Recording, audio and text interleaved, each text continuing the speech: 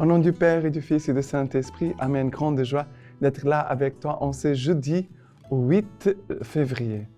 Grande joie de pouvoir célébrer aujourd'hui, de vivre ce moment de lecture divine avec toi, en demandant aussi au Seigneur le don, la grâce, la communion de l'unité dans l'Église, dans nos familles, dans nos communautés, là où nous sommes, au-dedans de nous aussi.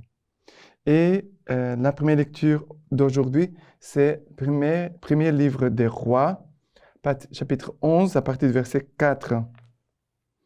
Quand Salomon fut vieux, ses femmes détournèrent son cœur vers d'autres dieux, et son cœur ne fut plus tout entier au Seigneur son Dieu, comme avait été celui de son père David.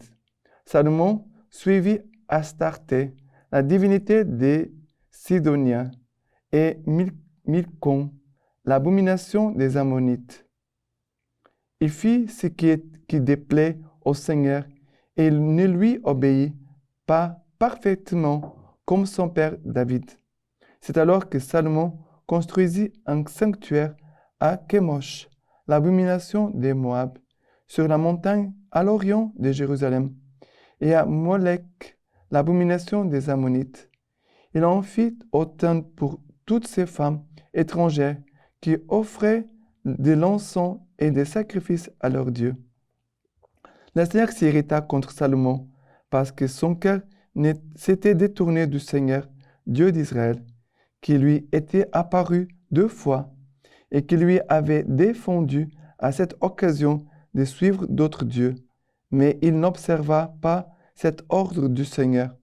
Alors le Seigneur dit à Salomon, parce que tu t'es comporté ainsi et que tu n'as pas observé mon alliance et les prescriptions que je t'avais faites, je vais sûrement t'arracher le royaume et le donner à l'un de tes serviteurs. Seulement, je ne le ferai pas cela durant ta vie, en considération de ton père David. C'est de la main de ton fils que je l'arracherai.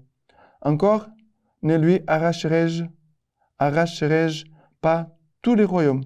Je laisserai une tribu à ton fils en considération de mon serviteur David et de Jérusalem que j'ai choisi. Alors, qu'est-ce qui se passe ici?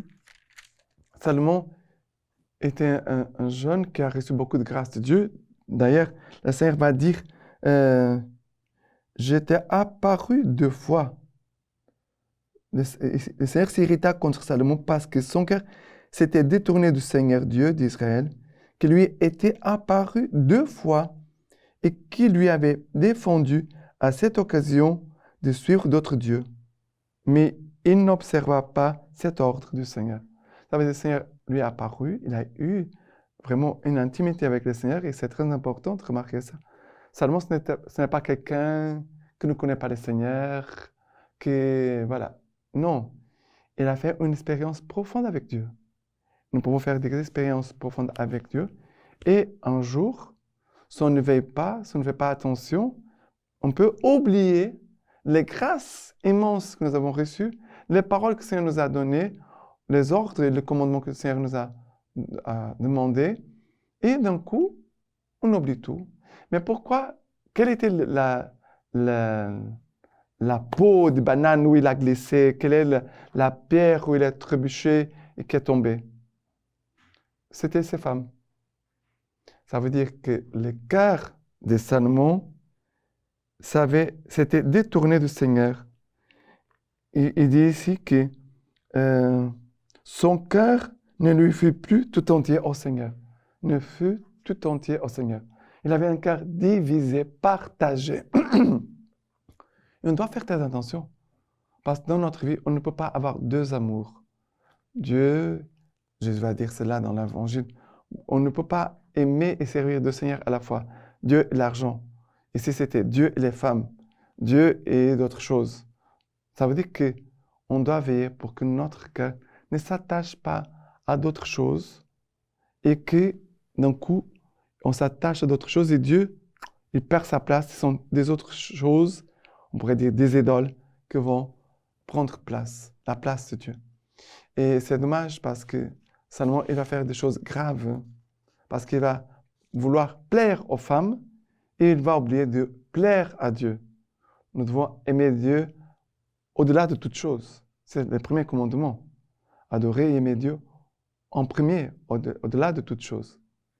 Et Salomon va vouloir plaire à ces femmes. Il va tout perdre, il va perdre le royaume. Et le Seigneur, c'est beau de voir comment le Seigneur se souvient de son alliance, ce qu'il avait promis.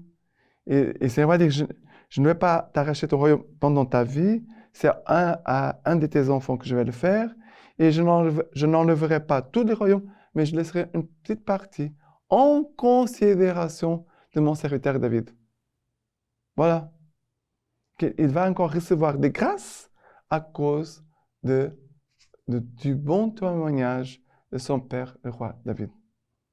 Alors, faisons attention pour ne pas laisser d'autres choses, des idoles, d'autres choses, nous éloigner du Seigneur et de ne pas laisser ces choses-là voler la place de Dieu, voler notre cœur, car Dieu nous a créés que pour lui seul. Notre corps, notre âme, notre esprit, tout ce que nous sommes, ça doit appartenir au Seigneur. D'accord? Et maintenant, le psaume d'aujourd'hui, le psaume 106, à partir du verset 3. Heureux qui observe les droits, qui pratique en tout temps la justice. Souviens-toi de moi, Seigneur, par amour de ton peuple. Après le verset 6. Nous avons failli avec nos pères, nous avons dévié, régné. Le verset 35. Et ils se mêlaient aux païens, ils apprenaient leur manière d'agir. Ils en servaient les idoles, elles devenaient pour eux un piège. Ils avaient sacrifié leurs fils et leurs filles aux démons. Et après le verset 39, ils se souillaient par leurs actions et se prostituaient par leurs pratiques. Le Seigneur prit feu contre son peuple. Il eut en horreur son héritage. Mais qu'est-ce qui se passe ici? Ils servaient, ils se souillaient par leurs actions, se prostituaient par leurs pratiques. Et le verset 35-36 nous dit, ils se mêlaient aux païens, ils apprenaient leur manière d'agir. Ils en servaient les idoles, elles devenaient pour eux un piège. Voilà, car nous sommes dans un temps où il y a beaucoup d'idoles, il y a beaucoup de pièges. On doit faire très attention, parce qu'on peut se laisser séduire très rapidement, très rapidement. Et parfois, ces choses-là ne font pas beaucoup de bruit. Et elles commencent à se glisser, à entrer dans nos cœurs, dans nos vies. Et c'est comme par exemple aujourd'hui, les gens utilisent beaucoup le téléphone, le cellulaire. Alors d'un coup, les gens passent tout leur temps en train de regarder des choses. Et après on dit, mais tu as du temps pour prier. Ah, j'ai pas de temps pour prier. Je n'ai pas beaucoup. Oh mon Dieu, c'est faux, c'est un mensonge. La personne, elle a beaucoup de temps, mais elle gaspille son temps avec d'autres choses. Ça veut dire qu'elle ne donne pas la priorité à Dieu. Dieu en deuxième plan. Vous comprenez?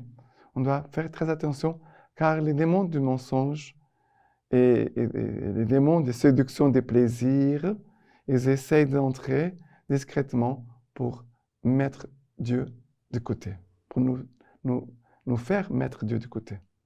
Ça veut dire qu'on commence à renier notre foi, on commence à s'éloigner de Dieu et de l'Église, de la prière. D'accord? Maintenant, l'Évangile, c'est Marc, chapitre 7, à partir du verset 24. Partant de là, il s'en alla dans le territoire de Tyr. Étant entré dans une maison, Jésus ne voulait pas que personne ne le sût, mais il ne put rester ignoré, car aussitôt une femme dont la petite fille avait un esprit impur entendit parler de lui et vint se jeter à ses pieds. Cette femme était grecque, syrophénicienne de naissance, et elle le priait d'expulser les démons hors de sa fille. Et il lui disait, « Laisse d'abord les enfants se rassasier, car il ne sait pas de prendre le pain des enfants et de les jeter aux petits chiens. » Mais elle de répliquer et de lui dire, « Oui, Seigneur, et les petits chiens sous la table mangent les miettes des enfants. » Alors il lui dit, « À cause de cette parole, va, le démon est sorti de ta fille. » Elle retourna dans sa maison et trouva l'enfant étendu sur son lit et le démon partit. Alors, ici, nous voyons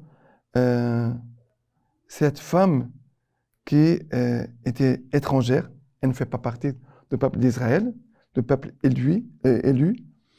Et cette femme va suivre Jésus-Christ. Elle se jette à ses pieds. Et ça veut dire qu'elle est en train de supplier, de prier. Cette femme reste là. On pourrait lui dire, mais pars d'ici, tu n'es pas hébreu, du peuple hébreu. Alors, pars d'ici. Mais elle reste là. Elle reste là. Et même quand Jésus va lui dire, laisse d'abord les petits enfants se rassasier, car il ne sait pas de prendre le pain des enfants et les jeter aux petits chiens. Cette femme, parce que Jésus elle est en train de dire, les petits chiens, c'était le peuple étranger. Ce n'était pas une façon d'humilier l'autre, même s'il semble quelque chose d'humiliant. Mais c'était une expression du peuple d'Israël. Et voilà, les autres sont les petits chiens et nous sommes les enfants choisis. Mais Jésus, il est en train de montrer que nous sommes ses enfants. Et que sa grâce vient pour tous, non pas seulement pour le peuple hébreu. Et cette femme, elle a une attitude de foi et d'humilité. Il dit, mais les petits chiens sous la table mangent les miettes des enfants. Ça veut dire, le pain, ça veut dire la grâce qui est donnée, elle peut rassasier les enfants, mais aussi les petits chiens, qui mangent aussi les miettes et qui sont aussi contents.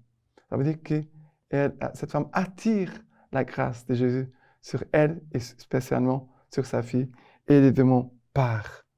À cause de cette parole, va, les démons est sorti de ta fille. À cause de cette parole. Voilà, Jésus, il est touché par tes paroles, par ce que tu lui dis dans ta prière. Le Seigneur écoute toujours nos prières. Nous voyons ici, cette femme, elle est en train de prier. Elle est en train de supplier le Seigneur. Elle prie. Jésus écoute ses paroles. Il va répondre à cause de ses paroles. Nous devons persévérer dans la prière. Nous devons demeurer dans la prière. Et ne pas se décourager. D'accord? Et aujourd'hui, nous célébrons Saint Jérôme Émilien. La lecture patristique d'aujourd'hui, c'est « Lettre à ses confrères ». Nous dit ceci. « Bien-aimés frères, dans le Christ et fils de la société des serviteurs des pauvres, votre pauvre Père vous salue. Il vous exhorte à persévérer dans l'amour du Christ et l'observation fidèle de la loi chrétienne. Je vous l'ai montré par l'action et par la parole quand j'étais avec vous, pour que je puisse glorifier le Seigneur en vous. Notre fin, c'est Dieu, source de tous les biens, et nous devons, comme nous le disons dans notre prière, mettre notre confiance en lui, seul, à l'exclusion de tout le reste. Notre bienveillant Seigneur veut augmenter votre foi, car sans elle, remarque l'évangéliste, le Christ ne peut pas opérer beaucoup de miracles. Et il veut exaucer vos prières. Maintenant, je vous laisse la bénédiction par les mains toutes pures de la Vierge Marie. Que Dieu Tout-Puissant vous bénisse et vous garde, le Père, le Fils et le Saint-Esprit. Amen.